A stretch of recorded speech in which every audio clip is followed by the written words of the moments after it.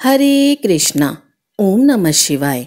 प्रिय भक्तों, स्वागत है आपका मेरे यूट्यूब चैनल पूजा पाठ में। भक्तों, आप सभी को पुत्रदा एकादशी व्रत की ढेर सारी शुभकामनाएं। लक्ष्मी नारायण श्री विष्णु भगवान की कृपा आप और आपकी संतान पर सदा सर्वदा बनी रहे। आज सावन मास शुक्ल पक्ष की पुत्र प्रदायिनी पुत्रदा एकादशी का व्रत है, जिसे पवित्रता एकादशी भी कहा जाता है, जो हिंदू धर्म में अत्यंत शुभ और फलदायी मानी गई है। यह विशेष रूप से संतान प्राप्ति, पापों की निवृत्ति और मोक्ष प्राप्ति के लिए श्रेष्ठ मानी जाती है। पद्म पुराण, भविष्य पुराण और नारद पुराण तथा स्कंद पुराण के अनुसार इस व्रत को करने तथा इसकी कथा को सुनने मात्र से संतान की प्राप्ति होती है, पापों का नाश होता है, पूर्व जन्म के दोष समाप्त होते हैं, सौभाग्य, ऐश्वर्य, पुण्य की प्राप्ति होती है। भगवान विष्णु की कृपा से जीवन में आनंद आता है। वर्ष में 2 पुत्रदा एकादशी होती हैं, पौष शुक्ल में और दूसरी श्रावण शुक्ल में। श्रावण की पुत्रदा एकादशी को अधिक फलदायक माना जाता है, क्योंकि यह श्रावण मास में आती है, जो स्वयं भगवान शिव और विष्णु दोनों को अत्यंत प्रिय है। और ज्योतिषी की माने तो इस बार पुत्रदा एकादशी पर रवि और भद्रवास का शुभ योग है। इस योग में पूजा करना तथा कथा का श्रवण करना बेहद शुभ माना जाता है। तो प्रिय भक्तों, आज की पुत्रदा एकादशी व्रत कथा को सुनने से पहले आप सुनिए वह कथा जिसे श्री विष्णु जी का आशीष माना जाता है। यह एक सच्ची कथा है। पुणे के पास एक गांव था जिसका नाम था पुरनंदपुर। पुरनंदपुर गांव में एक ब्राह्मण रहा करते थे। उच्च वरिष्ठ कुल में ब्राह्मण जी का जन्म हुआ था। उनका स्वरूप ब्राह्मणों के समान था। तिलक रखना, शिखा रखना आदि गुण थे, परंतु उनका स्वभाव वैसा नहीं था। उनका स्वभाव वैश्यों से मिलता जुलता था, जिन्हें हम व्यापारी वर्ग भी कहते हैं। प्रिय भक्तों, ब्राह्मण के कुछ नियम होते हैं, संध्या वंदना करना, ग्रंथों का अध्ययन करना, परंतु इन ब्राह्मण में उनमें से एक भी गुण नहीं था। जिस तरह व्यापारी स्वभाव से कंजूस होता है, वो भी बहुत कंजूस थे। युवा अवस्था में उनका विवाह हुआ। उनकी संपत्ति को देखकर एक प्रतिष्ठित ब्राह्मण की पुत्री से उनका विवाह किया गया। अब स्वभाव से कंजूस होने के कारण उन्होंने अपनी पत्नी के सारे आभूषण उतरवा दिए, यह कहते हुए कि नित्य धारण करोगी तो ये घिस जाएंगे। अब पत्नी ने उनकी बात का अनुसरण करते हुए सारे आभूषण उतार दिए, सिर्फ एक मंगलसूत्र उन्होंने धारण किया। अब ब्राह्मण देव ने अपनी पत्नी से वह मंगलसूत्र भी उतारने को कहा। वे बोले, यह बहुत ही अमूल्य है, खराब हो जाएगा, इसे उतारकर अलमारी में रख दो। अब पत्नी ने उनकी बात नहीं मानी, कहने लगी, यह मेरे सुहाग का आभूषण है, मैं ऐसे नहीं उतार सकती। अब ब्राह्मण देवता नाराज हो गए। अब दशा यह हो गई कि वे पत्नी के हाथ का खाना भी नहीं खाते, अपनी दुकान पर चले जाते और वहाँ लड़के से कहते, जो उनका नौकर था, कि जाओ अपने घर से खाना बना कर लाओ। अब ब्राह्मण देवता की ऐसी अवस्था से उनकी पत्नी को बहुत दुख हुआ। एक रात्रि उन्होंने अपने पति से कहा, आप कैसे मानेंगे, आप जो कहिए मैं वो करूंगी। अब ब्राह्मण ने कहा, बस इस आभूषण को उतार दो। अब पत्नी ने सारे आभूषण उतार दिए, केवल उनकी नाक की कील ही बची रह गई थी। अब ब्राह्मण देवता की पत्नी बहुत सात्विक थी, नाम जप करती थी, ठाकुर जी की सेवा किया करती थी, भगवान श्री कृष्ण की भक्ति में रमी रहती थी। अब ब्राह्मण देवता की पत्नी तीर्थ पर जाया करती थी, परंतु अपने मायके वालों के साथ, क्योंकि ब्राह्मण देवता बहुत कंजूस थे, वे उन्हें कभी तीर्थ यात्रा पर नहीं ले गए थे। जब भी वे अपने मायके जाती, वहां से तीर्थ यात्रा पर चली जाती थीं। अब भगवान श्री कृष्ण ने ब्राह्मण देवता की सारी गतिविधियां, उनका कंजूस स्वभाव और पत्नी की भक्ति को देखकर उनकी परीक्षा लेने के लिए खुद ब्राह्मण का रूप धारण किया और भगवान श्री कृष्ण एक ब्राह्मण के रूप में प्रकट हुए। फटी पुरानी धोती, मैले जनेऊ, मुखमंडल पर झुर्रियां और ब्राह्मण की दुकान पर पहुंचे। अब उस कंजूस ब्राह्मण ने जैसे ही साधु को दुकान के पास देखा तो परेशान हो गए। बोले, अरे यह तो कुछ मांगने आया होगा। वे बोले, तन पर एक भी नहीं लगता और चले कोलकाता, क्या लेने आए हो यहाँ? साधु ने कहा, हे ब्राह्मण देव, मैं बहुत गरीब हूँ, मेरी बेटी का ब्याह है, मुझे कुछ धन दे दीजिए या कुछ सामान ही दे दीजिए तो आपका बड़ा उपकार होगा। ब्राह्मण बोला, अरे अरे, मैं तुम्हें कहाँ से दूं? मेरा खुद का कुर्ता फटा है, मेरे पास कुछ नहीं है। भैया तुम ऐसा करो, यहाँ से चले जाओ। अब ठाकुर जी भगवान श्री कृष्ण अड़ गए। उन्होंने कहा, मैं ऐसे नहीं जाऊंगा, मेरी बेटी का ब्याह है, मैं कुछ लेकर ही जाऊंगा। अब ठाकुर जी ने कहा, अच्छा ठीक है, तुम मुझे ऐसे नहीं देना चाहते, तुम मुझे कुछ काम ही दे दो, मैं काम कर लूंगा। कंजूस ब्राह्मण बोले, नहीं, इसकी कोई ज़रूरत नहीं है। अब कुछ देर बाद जो वह कंजूस ब्राह्मण थे, उन्होंने कहा, मैं इतना कर सकता हूँ कि कोई बहुमूल्य वस्तु तुम मेरे यहाँ गिरवी रख दो और मैं उसके बदले तुम्हें पैसा दूंगा। ठाकुर जी ने कहा, अच्छा ठीक है, मैं थोड़ा ढूंढ कर लाता हूँ, देखता हूँ घर में कुछ है। भगवान भी भक्तों के साथ खेलते हैं, जैसा उनका स्वभाव होता है। भगवान ने भी इसी परिस्थिति में वही किया। अब ठाकुर जी ब्राह्मण देवता के घर जा पहुंचे और वहां जाकर बहुत रोने लगे। इतना रोए कि ब्राह्मण देवता की पत्नी बाहर आई और बोली, अरे ब्राह्मण देवता, आप इतना क्यों रो रहे हैं? क्या बात है? ठाकुर जी ने कहा, छोटी सी मेरी लाली बड़ी हो गई है, उसका ब्याह करना है, मेरे पास तो पैसे नहीं हैं, मुझे कोई सहायता नहीं मिल रही। मैंने बहुत प्रयास किया और अगर तुमने मेरी मदद नहीं की तो मैं यहीं अपने प्राण त्याग दूंगा। मेरी जेब में जहर रखा है, मैं इसी विष को पीकर मर जाऊंगा। ब्राह्मण की पत्नी इस बात को सुनकर बहुत भावुक हो गई। अब कंजूस ब्राह्मण की पत्नी के नेत्र भी सजल हो गए, उसकी आंखों में आंसू डबडबा गए। उन्होंने कहा, हे ब्राह्मण देव, मेरे पति देव ने मुझ पर बहुत प्रतिबंध लगाए हैं, मैं आपकी मदद नहीं कर सकती, कृपया मुझे क्षमा करें। इतना सुनकर ठाकुर जी बेहोश होने लगे। बोले, लो मैं अभी जहर खा लेता हूँ, अब मुझे कोई रास्ता नहीं बचा। यह सुनकर ब्राह्मण देवता की पत्नी ने उनके पैर पकड़ लिए और बोली, अरे आप ऐसा मत कीजिए, मुझे पाप की भागीदारी मत बनाइए। और तुरंत अपनी नाक की सोने की जो नथुनी थी, कील उतार कर कहाँ, यह ले लीजिए, मेरे यहाँ से आपको इससे अधिक तो नहीं मिल पाएगा, लेकिन थोड़ी सहायता हो जाएगी। अब भगवान श्री कृष्ण जो साधु वेश में थे, उस आभूषण को लेकर उसी कंजूस ब्राह्मण की दुकान पर पहुंचे और बोले, लो यह आभूषण रखो और इसके बदले मुझे कुछ रुपया दे दो। कंजूस ब्राह्मण ने कहा, यह कील देखी तो लग रही है। तो उन्होंने पूछा, यह तुम्हें कहाँ मिली?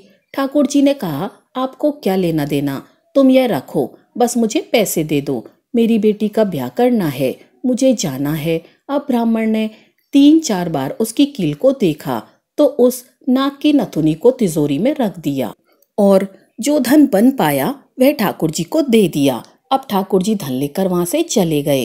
अब ब्राह्मण उस नाक की कील को देखकर समझ गए कि यह आभूषण उनकी पत्नी का ही है। अभी मैं जाकर देखता हूँ, अच्छा हुआ मैंने इसके सारे आभूषण उतरवा दिए थे, वरना यह भी सब दान कर देती। अब ब्राह्मण की दुकान में वहीं एक मुनीम काम करता था जो लेखा जोखा रखता था, जो ब्राह्मण की पत्नी को बहुत मानता था, अपनी बहन की तरह ही उसका सम्मान करता था। वह उसके घर पहुंचा और बोला, बहन, क्या आपने किसी सोने की कील का दान किया है? उसने कहा, हाँ, आज एक ब्राह्मण आए थे, उनकी पुत्री का विवाह था, इसलिए मैंने उसे दान में दे दिया।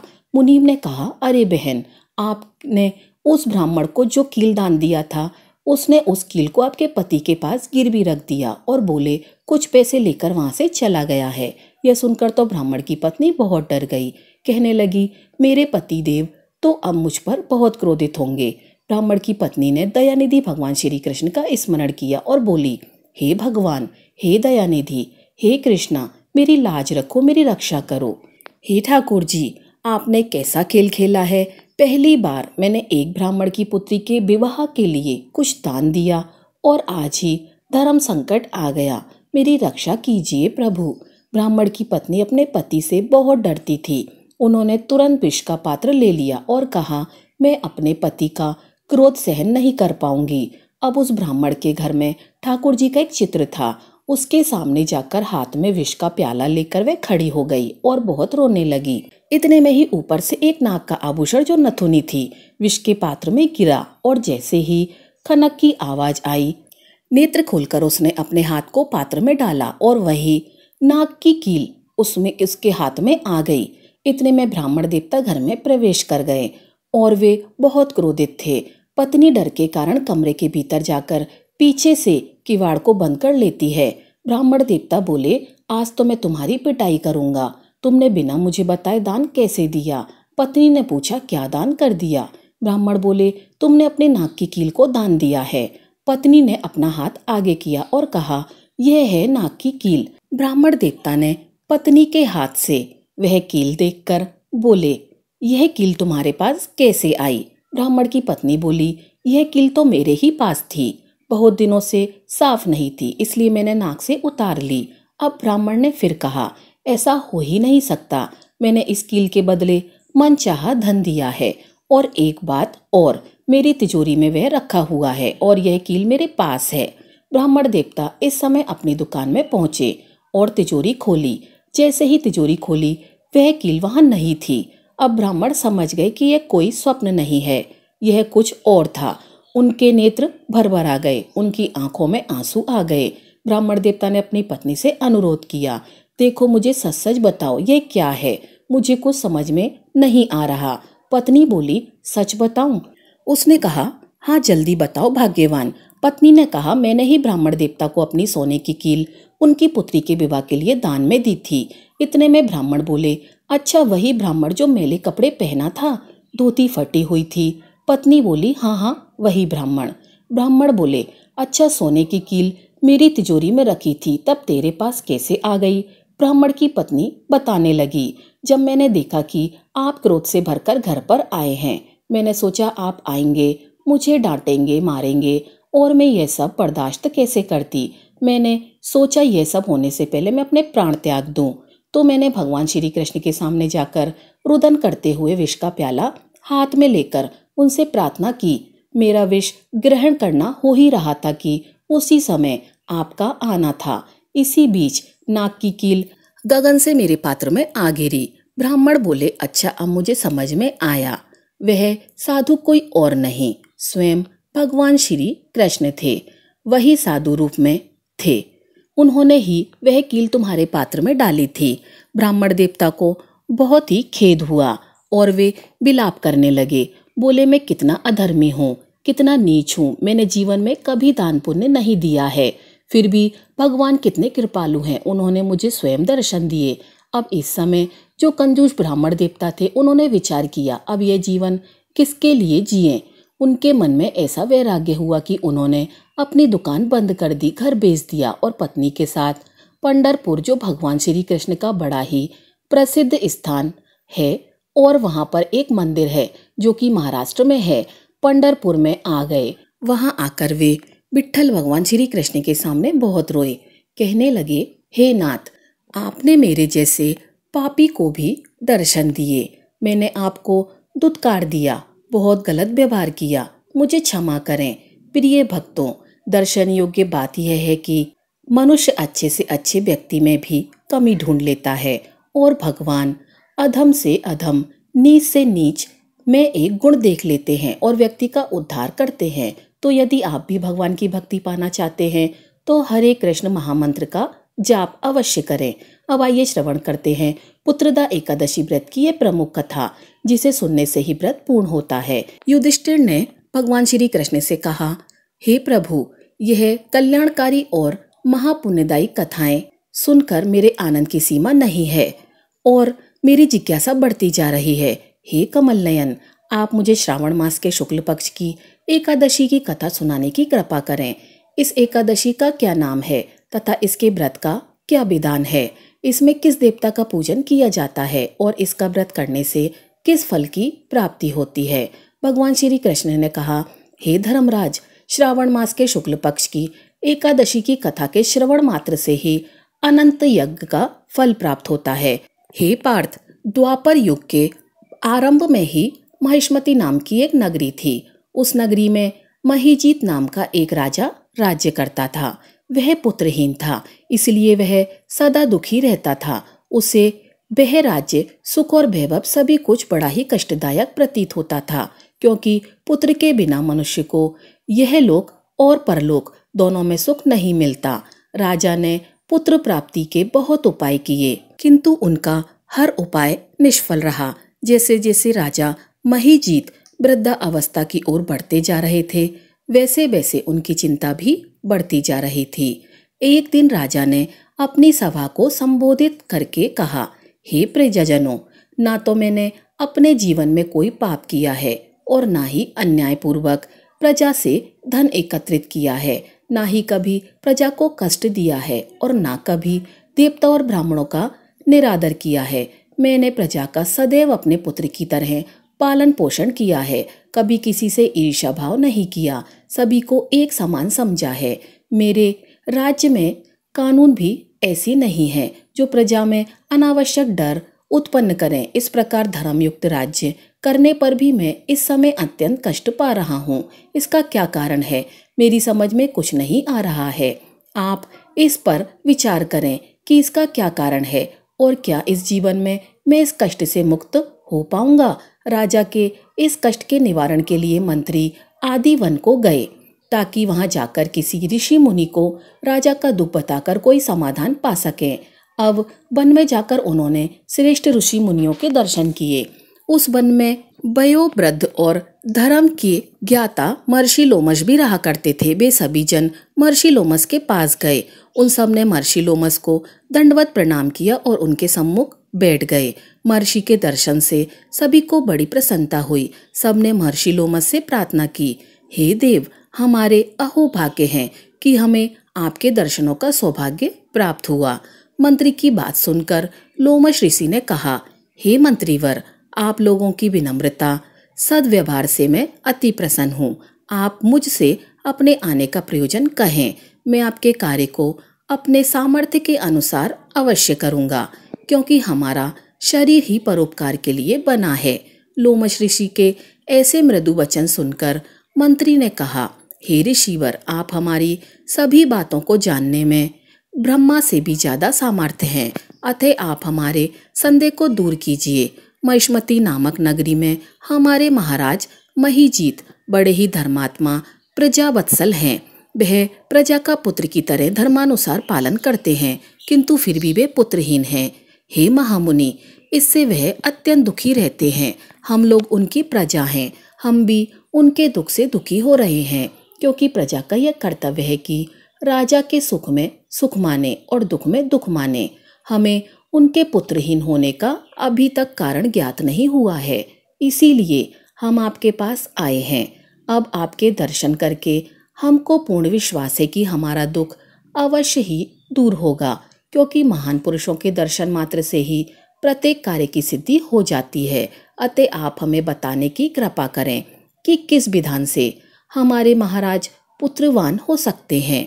हे मुनीश्वर, हे ऋषिवर, यह आपका हम पर, हमारे राज्य की प्रजा पर बड़ा ही उपकार होगा। ऐसी करुण प्रार्थना सुनकर लोमश ऋषि नेत्र बंद करके राजा के पूर्व जन्मों का विचार करने लगे। अब कुछ पलों बाद उन्होंने विचार करके कहा, हे प्रजाजनों, यह राजा पिछले जन्म में अत्यंत उदंड था तथा बुरे कर्म किया करता था। उस जन्म में यह एक व्यापारी था, एक गांव से दूसरे गांव में घूमा करता था। एक बार ज्येष्ठ मास के शुक्ल पक्ष की एकादशी के दिन की बात है। यह 2 दिन से भूखा था। दोपहर के समय एक जलाशय पर जल पीने गया। उस स्थान पर उस समय ब्याई हुई एक गाय जल पी रही थी। राजा ने उसको प्यासे ही वहां से भगा दिया, उसे जल पीने नहीं दिया और स्वयं जल पीने लगा। हे श्रेष्ठ पुरुषों, इसीलिए राजा को यह कष्ट भोगना पड़ रहा है। एकादशी के दिन भूखा रहने का फल यह हुआ कि इस जन्म में वह राजा है और प्यासी गाय को जलाशय से भगाने के कारण पुत्रहीन है।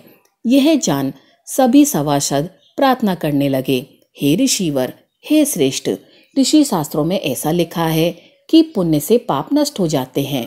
अतः कृपा करके आप हमें कोई ऐसा उपाय बताइए जिससे हमारे राजा के पूर्व जन्म के पाप नष्ट हो जाएं और उन्हें पुत्र रत्न की प्राप्ति हो।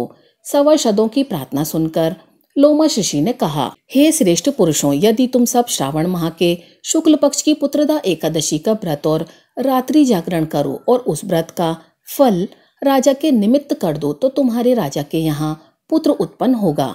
राजा के सभी कष्टों का नाश हो जाएगा। इस उपाय को जानकर मंत्री सहित सभी ने महर्षि को कोटि कोटि धन्यवाद दिया तथा उनका आशीर्वाद लेकर अपने राज्य में लौट आए। उसके बाद उन्होंने लोमश ऋषि की आज्ञा अनुसार सावन मास के पुण्यदायक एकादशी का विधि पूर्वक उपवास किया। द्वादशी को उसका फल राजा को दे दिया। इस पुण्य के प्रभाव से रानी ने गर्भ धारण किया और 9 माह पश्चात एक अत्यंत तेजस्वी पुत्र को जन्म दिया। भगवान श्री कृष्ण आगे कहते हैं, हे पांडु पुत्र, इसीलिए इस एकादशी का नाम पुत्रदा पड़ा। पुत्र की इच्छा रखने वाले मनुष्य को श्रावण मास के शुक्ल पक्ष की एकादशी का व्रत करना चाहिए। इस व्रत के प्रभाव से यह लोक में सुख और परलोक में स्वर्ग की प्राप्ति होती है। तो प्रेम से बोलिए सच्चिदानंद भगवान श्री कृष्ण की जय। ओम नमो भगवते वासुदेवाय नमः। प्रिय भक्तों, यह एकादशी का व्रत है, तो बिना एकादशी माता की कथा पूर्ण नहीं होती। तो आइए एकादशी माता की कथा का श्रवण करते हैं, जिससे सभी मनोकामनाएं पूर्ण होती हैं। एक बार एक बूढ़ी माँ ने एकादशी का व्रत रखा। बड़ा ही भाव भक्ति से पूजा अर्चना की। उन्हें वृद्धावस्था में क्या बाधा थी, वह तो अपने पुत्र पौत्रों की सुख सुविधाओं के लिए व्रत किया करती थीं। वे दिन भर तो जरा कठोर मन करके अपनी प्यास को रोके रहीं और दिन में ब्राह्मणों को मिट्टी के पात्र में भर भर कर पानी और ऋतुफल दान दिए। दोनों भर भर के चीनी और दही वितरित किया। उन्हें गर्मी के कारण बहुत बेचैनी हो रही थी। इस कारण वे बहुत देर तक पानी में पड़ी रहीं, मुंह धोती रहीं। तब कहीं थोड़ा बहुत धैर्यबंद पाया। धूप तो तेज पड़ ही रही थी, इस कारण मुंह सूख रहा था। बहुत बेचैनी हो रही थी। एक तो बुढ़ापा और दूसरा यह भयंकर गर्मी। वृद्धावस्था की स्थिति तो कुछ दूसरे ही प्रकार की होती है। जैसे तैसे रोध हो करके दिन कट पाया। अब पहाड़ सी रात सामने थी। उनका कटना बड़ा ही कठिन दिखाई दे रहा था। खटिया पर पड़े पड़े शांति नहीं मिल रही थी। वे बार बार करवट बदल रही थीं। अनेक बार वे बाहर जाती और भीतर आती। उन्हें घर के अंदर शांति नहीं थी। वे खटिया पर पड़ी पड़ी एकादशी माता का स्मरण करती रहीं। वे कहती रहीं कि हे माता जी, आप मेरी राज रखिएगा। आप ही मुझे शांति दे दीजिएगा, जिससे मैं यह व्रत कर सकूं और यह पहाड़ सी रात शांतिपूर्वक व्यतीत हो सके। प्यास के कारण बूढ़ी माँ की बेचैनी तो बढ़ती ही जा रही थी। उन्होंने धैर्य रखने का बहुत प्रयास किया, किंतु सहनशीलता की सीमा टूट गई और वे घबराकर एकदम चिल्ला उठी। बोली कि बचाओ बचाओ। अम्मा का चिल्लाना सुनकर परिवार भर के नर नारी, बच्चे और पड़ोसी एकत्रित होकर बूढ़ी अम्मा की खटिया के समीप पहुंच गए। सब ने पूछा कि अम्मा, आपको क्या हुआ? आप क्यों चिल्ला रही हैं? आप इस वृद्धावस्था में यह कठिन व्रत क्यों कर रही हैं? अम्मा जी, शक्ति से ही भक्ति होती है। थोड़ी ही देर में वे फिर से बोली कि अरे, मेरे प्राण निकले ही जा रहे हैं। मेरी छाती पर ठंडे पानी का घड़ा रखो। अब नातियों ने दादी की छाती पर ठंडे पानी का पात्र रख दिया। तब उन्हें कहीं थोड़ा बहुत आराम मिला और थोड़ी देर के लिए उन्होंने अपनी आंखें बंद कर लीं। अब एकादशी माता ने सोचा कि यह बूढ़ी अम्मा तो बहुत कठोर है, जरा जाकर उसकी परीक्षा लेनी चाहिए। वे आधी रात को मुर्गा बनकर टेर लगाने लगी। मुर्गे की आवाज़ सुनकर दादी जल्दी से उठी और बाहर जाकर आसमान की ओर देखा, किंतु आसमान में उन्हें कहीं पर भी प्रातःकालीन तारा नजर नहीं आया। वे सोचने लगी, ये मुर्गा क्यों और कैसे बोल गया? उन्हें प्यास तो लग ही रही थी। थोड़ा बहुत उनका मन भी विचलित हो गया था। अंत में उन्होंने दृढ़ निश्चय कर लिया कि मैं अब व्रत को पूर्ण करके ही छोड़ूंगी, चाहे भले ही मेरे प्राण क्यों न निकल जाएं। यह सोचकर फिर वे खटिया पर शिथिल होकर लेट गईं। थोड़ी देर में एकादशी माता ने उनकी फिर से परीक्षा लेनी चाहिए। एक छोटी सी बालिका एक गिलास में शरबत लेकर उनके सिरहाने आकर खड़ी हो गई और जोर से बोली, दादी जी, सवेरा हो गया है, आप हाथ मुंह धोकर शरबत पी लीजिए। पहले तो शरबत का गिलास देखकर उनका मन मचल उठा, किंतु अचानक व्रत का स्मरण हो आया और उन्होंने सोचा कि मैं किसी भी प्रकार से अभी शरबत नहीं पी सकती हूँ, और वे शांतिपूर्वक अपनी खटिया पर लेट गईं। फिर थोड़ी ही देर में उन्हें ऐसा लगा जैसे किसी ने उन्हें पानी के कुएं में पटक दिया है। वे बहुत देर तक हाथ पैर चलाती रहीं, किंतु उन्होंने अपने मुंह में एक बूंद भी पानी जाने नहीं दिया। वे दृढ़तापूर्वक अपना व्रत पालन करती रहीं। थोड़ी देर में न जाने कहाँ से सामने आग जलने लगी, जिससे भारी गर्मी बढ़ने लगी। प्यास के कारण प्राण निकले जा रहे थे, किंतु बूढ़ी अम्मा का कुछ भी नहीं बिगड़ पाया। वे जहाँ की तहाँ मुस्कुराती हुई बैठी रहीं। थोड़ी ही देर में बाहर प्रकाश दिखाई देने लगा। ऐसा लगा जैसे सवेरा हो गया हो। बूढ़ी अम्मा ने जब बाहर निकलकर देखा तो समझ गईं, अभी सवेरा होने में 3-4 घंटे की देरी है। यह जानकर वे शांतिपूर्वक इधर उधर घूमने लगीं। फिर एकादशी माता यह बात अच्छी तरह से समझ गईं कि यह बूढ़ी अम्मा किसी भी प्रकार से अपने व्रत से नहीं टल सकती हैं। वे उनके सत्य व्रत को अच्छी तरह से समझ गईं। अब सवेरा होते ही बूढ़ी माता ने स्नान किया, भगवान का पूजा पाठ किया, एकादशी की कथा सुनी, ब्राह्मणों को दक्षिणा देकर भोजन कराया। तब कहीं उन्होंने व्रत का पारण करके जल ग्रहण किया। कन्याओं को भोज कराने के बाद अम्मा ने स्वयं भोजन किया। उस श्रेष्ठ व्रत के प्रभाव से बूढ़ी अम्मा की आयु में वृद्धि हो गई। उनका घर परिवार हरा भरा हो गया।